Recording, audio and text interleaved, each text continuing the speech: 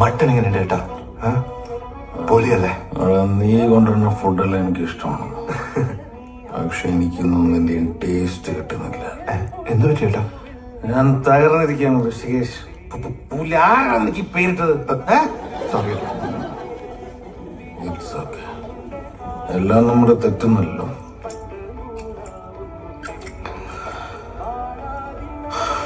ഏഴ് പടങ്ങൾ നിരത്തിപ്പൊട്ടി എന്റെ പ്രതീക്ഷ മുഴുവൻ ഈ സിനിമയിലായിരുന്നു. ജീവിതഗാഥകള്. നീ പാട്ട് കേട്ടോ? എങ്ങനെയുണ്ട്? വെറുതെ ഫയറാണ് ചേട്ടാ. ഫയർ. തീ. തീയാണ് പാട്ട്, തീയാണ് സ്ക്രിപ്റ്റ്, തീയാണ് ഡയറക്ടർ, തീയാണ് ഇതിന്റെ ക്രൂ. പക്ഷെ പടം പിടിച്ചു പോലെ. Why? Why ചേട്ടാ? Because I am an outsider. I have no support. I have no godfather. God damn it.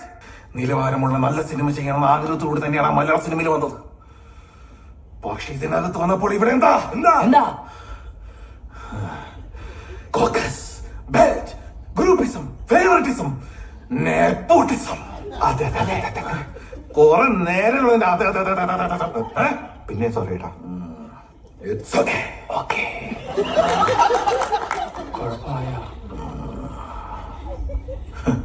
അവന്റെ മകനും ഇവന്റെ മകനും മറ്റവന്റെ മകനും കൂടിയല്ലേ ഇപ്പം മലയാള സിനിമ ഉണ്ടാക്കുന്നത്.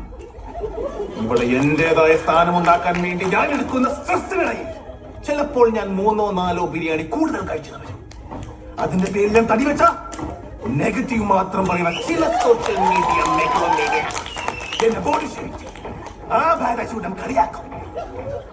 ഒറ്റയ്ക്ക് വഴിവെട്ടി വന്നവനാണ് ഞാൻ.